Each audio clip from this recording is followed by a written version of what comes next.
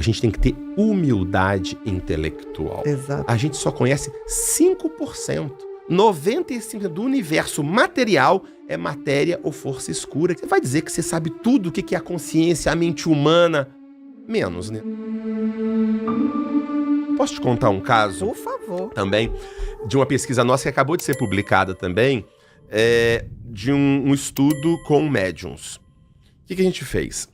A gente... qual que é o grande desafio, né? É você permitir que as pessoas que têm experiências religiosas, místicas, espirituais, tenham as suas experiências, mas ao mesmo tempo que você tem que conseguir controlar para a pesquisa. Porque, por exemplo, se eu sou um médium e você vem falar comigo, eu tenho que tomar cuidado, porque você pode falar informações e eu pesco informações suas e falo, ou eu procuro... a Ana vai me entrevistar, eu vou na rede social dela, procuro tudo sobre ela, sobre a vida dela, sobre a família, sobre eu não sei o que lá. Então tudo isso tem que ser controlado, porque tudo isso pode ser um problema. Ou então eu falo informações meio genéricas, você está em luto, sofrendo, você vai, é verdade, meu parente. Então tudo isso a gente tem que controlar. Muito bem. A gente fez uma pesquisa que foi o seguinte. Nós identificamos, foi um pós-doutorado que a gente orientou, da Márcia Gomide, professora aqui do FRJ, em que nós fizemos o seguinte. Nós identificamos 100 e poucos pessoas enlutadas recentes na região de Juiz de Fora. Tá? Essas seriam as pessoas que a gente iria estudar. E selecionamos 3 médios do Brasil que, a princípio, havia evidências sugestivas de que eles produziam informações confiáveis. Não tinha nenhum estudo sério ainda, mas a gente pegamos essas pessoas. Beleza. E cada um veio em momentos diferentes.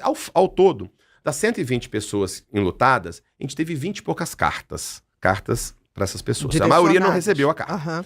E foi muito interessante que a gente tentou ver qual seria o preditor da pessoa receber a carta. Perfeito. Ser homem, ser mulher, acreditar ou não acreditar, ser espírita, ser católico, preto, branco, nada disso fez diferença. Sabe qual foi a única variável que fez diferença? Qual? A gravidade do luto. Quanto mais sério o luto, num score de luto, score padronizado, do mais chance, da pessoa, quanto mais necessidade ela tinha. A pessoa tinha daquele luto, mais chance dela receber a carta. Foi a única variável que deu. Muito bem. Depois, assim que a pessoa recebia a carta, a gente fazia um questionamento para a pessoa se ela achava que aquela carta era do familiar dele ou não, etc.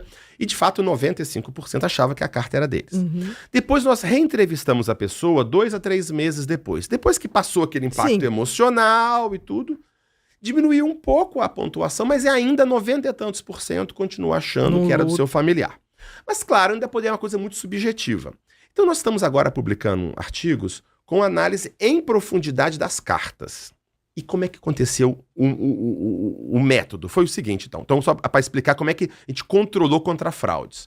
O médium veio para a cidade, ele não sabia aonde ele viria na cidade, e nenhum familiar sabia quem era o médium que estava chegando, para não ter contato prévio. E era aleatório. Isso.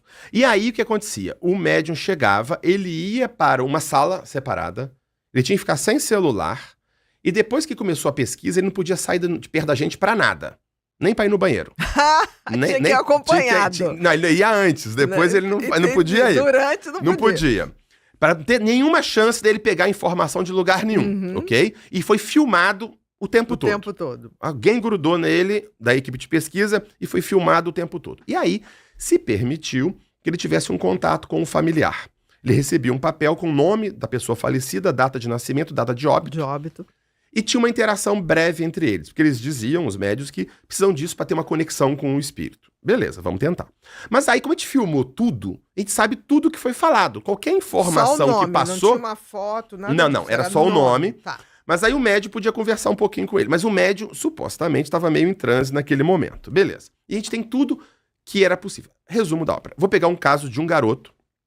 Então, expliquei mais ou menos como é que funcionou. E aí, o garoto... E aí a pessoa conversava, o médico conversava um pouco, depois ele psicografava. Tá, sem nenhuma outra informação extra. Então, tudo que passou ali do familiar para o médium, a gente tem controle. Beleza. Um caso, um garoto, o pseudônimo é Vitor, menino de 12 anos, faleceu de leucemia, ok? Vieram os pais para a reunião, para estar com ele. E aí, assim que o médium chega, ele diz que está sob influência do garoto, e ele começa, a primeira coisa que ele fala é o seguinte: por que eu tô me vendo na garupa de uma moto? Eu tô me vendo de uma moto, não sei por causa de quê.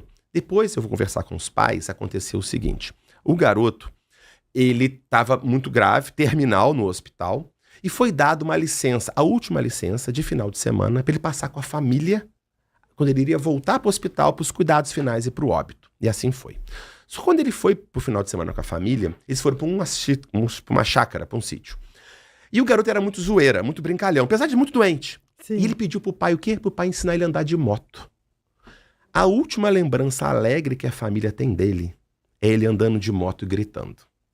E o médico começa falando de uma garupa de uma moto. Sobre essa etapa da moto. Tá.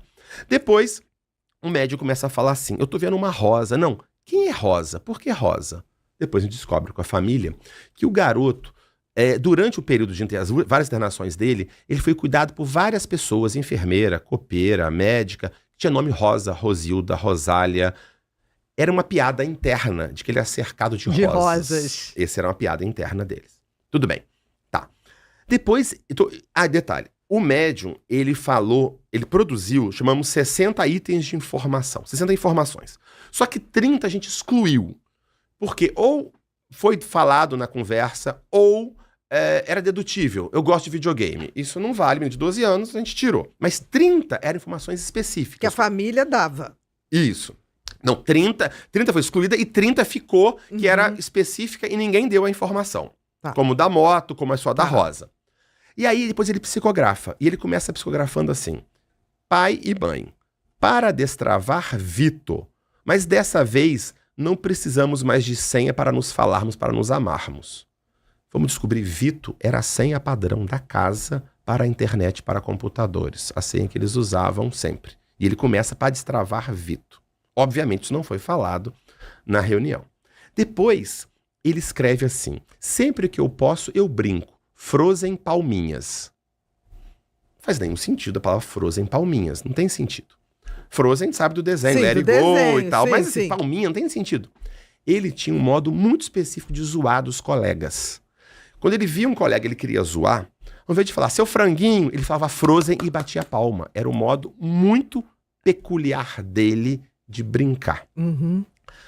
Depois, ele tem outras coisas, estou só ilustrando, né? E no final ele desenha um carro, desenha um carro.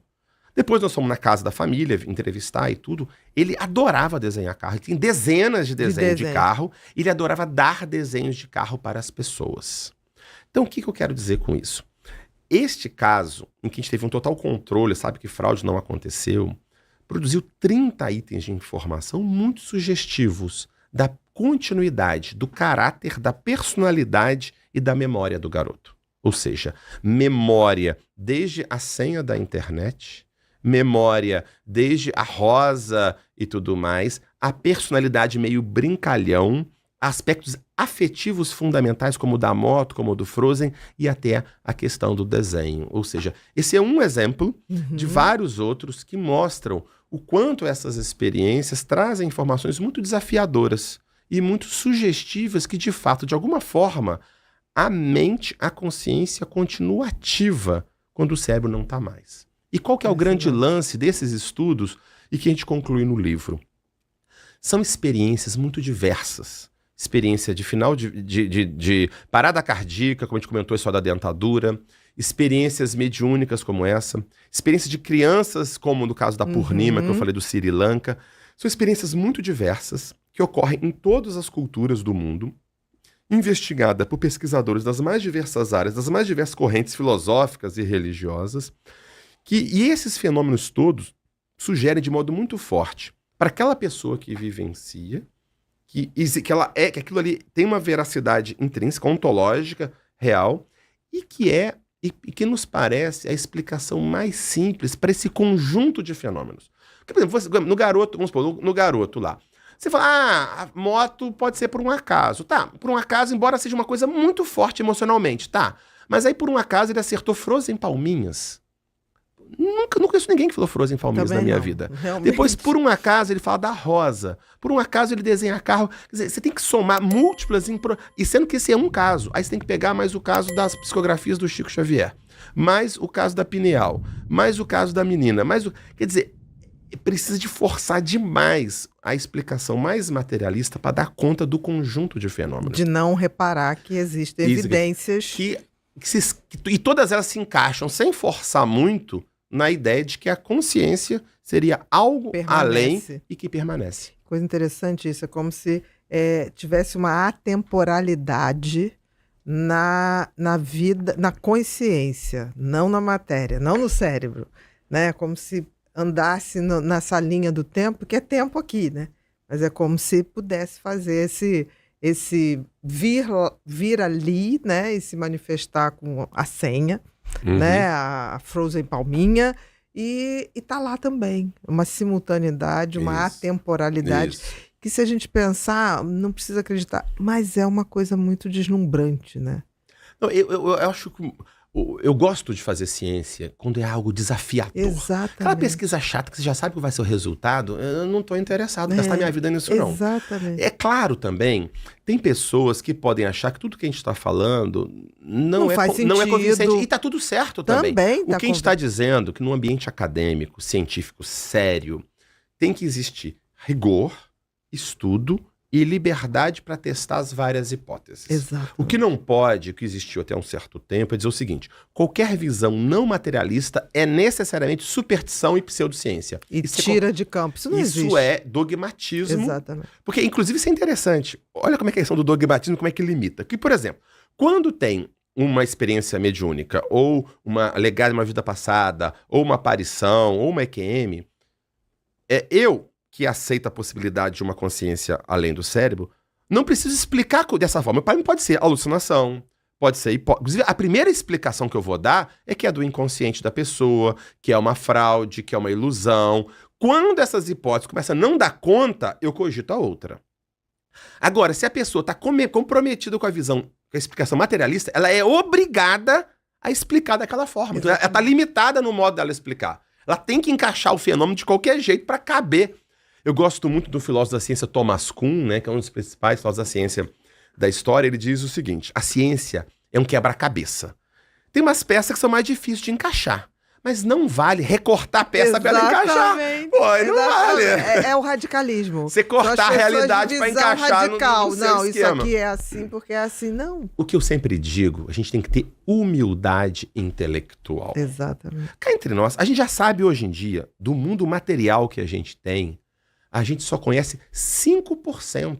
95% do universo material é matéria ou força escura, que ninguém tem a menor ideia do que é. Do que é e Quer como dizer, funciona. Se a matéria em si, a gente só conhece 5%, você vai dizer que você sabe tudo o que é a consciência, a mente humana?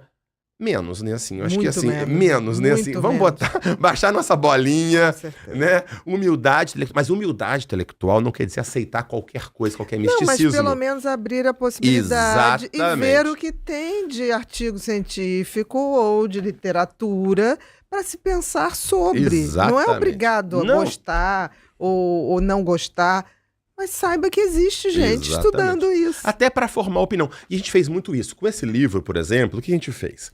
A gente, como eu falei, foi a primeira vez que uma grande editora científica publicou sobre isso. E depois abriu, porque a Associação Americana de Psicologia publicou também, no ano seguinte, em 23, um livro também sobre exatamente o mesmo tema. Então são duas grandes editoras científicas publicando sobre isso. E aí o que a gente fez com esse livro? Querendo receber críticas, querendo submeter. Porque, claro, qualquer um de nós tem nossos viés, nossos pontos cegos. Como é que a ciência lida com o ponto cego do pesquisador? Apresentando a pesquisa dele para outros pesquisadores. Que aí ele ilumina o meu ponto cego. Exatamente. E assim funciona. Então a gente mandou o livro para fazer resenhas nas melhores revistas do mundo. Revista British Journal of Psychiatry publicou uma resenha sobre ele. Revista Brasileira de História da Filosofia. Revistas internacionais de Psicologia, Ciência da Religião, todas revisando. Nós estamos fazendo conferências sobre esse livro em todas as principais universidades do Brasil. Tivemos na USP, Unicamp, FRJ, Federal da Bahia, Federal do Rio Grande do Sul, todas as grandes universidades do Brasil, debatendo com os professores titulares, com os grandes pesquisadores, nos principais congressos, brasileiro de psiquiatria, americano de psiquiatria, mundial de psiquiatria, levando para o debate. E o que tem me surpreendido positivamente, Ana, a receptividade extrema, o interesse. Não encontrei, eu achei sinceramente que eu fosse encontrar aquela coisa hostil. Uma crítica hostil. Não existiu nenhum lugar, mas sabe o que é? Nenhum lugar, no ambiente acadêmico sério, no Brasil e no exterior, nos melhores, nós estamos levando nos melhores lugares o tempo todo. Muito pelo contrário. Claro, uma dúvida natural, Sim. questionamentos, normal, mas hostilidade, zero. E pelo contrário, falou, que legal que tem gente estudando isso. Exatamente. E o mais interessante, vou te contar, viu? Eu tenho acontecido também, vou contar 2 casos sobre isso. Um foi no Congresso Brasileiro de Psiquiatria. Vou contar o milagre, não vou contar o santo. Não precisa. Mas demos a conferência sobre o livro, e veio um monte de gente conversar comigo, contando, eu tive quêmia, a minha mãe, não sei o que lá, bom, aquelas histórias todas. E um falou comigo o seguinte, olha, eu sou psicanalista, materialista há 30 anos. Mas vou te contar uma história pra você, que agora aquilo fez sentido pra mim. Falei, o que foi? A minha mulher minha mulher sempre foi uma pessoa tranquila, nunca foi de dar ataque, nada disso. De repente, a gente estava arrumando pra ir pra uma festa. E eu, naturalmente, estava pronto, esperando na sala, a mulher acabou de se arrumar. Isso, basal, Sim, faz parte. Ele tá lá, de repente, a mulher dele dá um urro no quarto. Um urro. Uau! Eu falei, o que é isso? Ela ficou doida, porque ela nunca fez isso. Uhum. Chegou lá, não sei, uma coisa ruim, ela falando. Um negócio ruim, não sei o que é lá, não sei o que aconteceu. Poucos minutos depois, toca o telefone, o pai dela foi assassinado. Meu Deus. Ele falou, como diz lá o Chicó no autoconhecido, não sei, só sei que foi assim. Só sei que foi assim. Então, assim, ele contou, ele falou, eu suprimi isso a vida inteira, mas eu tô vendo, isso existe, né? Essas coisas acontecem, as pessoas reprimem coisas. Um outro caso também, um outro colega nosso, pesquisador de alto padrão também, na psiquiatria, ele também tinha uma visão mais materialista, e ele, quando leu, ele falou, olha, eu tô lembrando experiências de quase fora do corpo que eu tinha quando eu era criança, quando eu era adolescente. Aquilo começou a acontecer e eu suprimi aquilo da minha vida. Fingi que não existiu. Nem pensar e agora nisso. ele começou a revisitar. Ou seja, é muito libertador isso. Você, pelo menos você permite você vivenciar e você tentar entender e não cortar. Esse é o grande problema, eu acho, dessa educação muito... que vem uma ideologia que chama de cientificista materialista. O que é cientificismo materialismo? A ideia equivocada de que a ciência provou que só existe matéria e qualquer coisa fora de dispersão. É uma besteira. Isso não é ciência, isso é bobagem, isso é uma visão. A pessoa acreditar que só existe matéria, ela tem todo o direito de achar isso. Mas dizer que a ciência provou isso, qualquer coisa fora disso é superstição, isso é falso. Eu concordo. Ao você ensinar as pessoas e se forçar isso, você meio que amputa nas pessoas essa vivência, essa dimensão. Exatamente. Amputa, e a pessoa fica naquela situação difícil, né? E hoje em dia a gente vê uma sociedade, né, em que faltam valores, faltam perspectivas mais profundas, um vazio existencial e muitos tremendo. Aboliram a dimensão espiritual. Exato. Deus está morto, né? Aquela coisa, Deus está morto e vamos ser felizes que a vida é só aqui. E isso traz esse impacto que eu acho que é o adoecimento muito maior. A perda de sentido, transcendente, propósito na vida, né? A vida passa a ser uma coisa completamente caótica, sem sentido, sem propósito, aleatória, e que se coloca isso como se fosse uma coisa de gente madura e científica. Exatamente. Quem não aceita isso é bobo alegre. Exatamente. Isso é um absurdo que se faz com as pessoas. Né?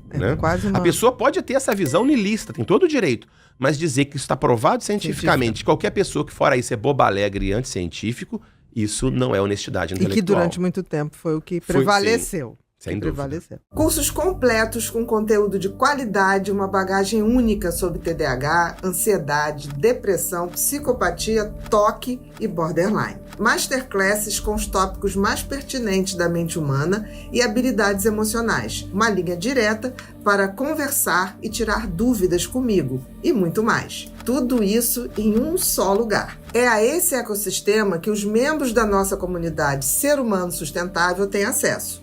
E tenho certeza que pode te ajudar a entender melhor sua mente e alcançar sua melhor versão. Tudo isso através do conhecimento. E fica ligado, são raras as vezes em que as portas da comunidade se abrem, e sempre por tempo limitado. Então, não vai deixar essa oportunidade passar.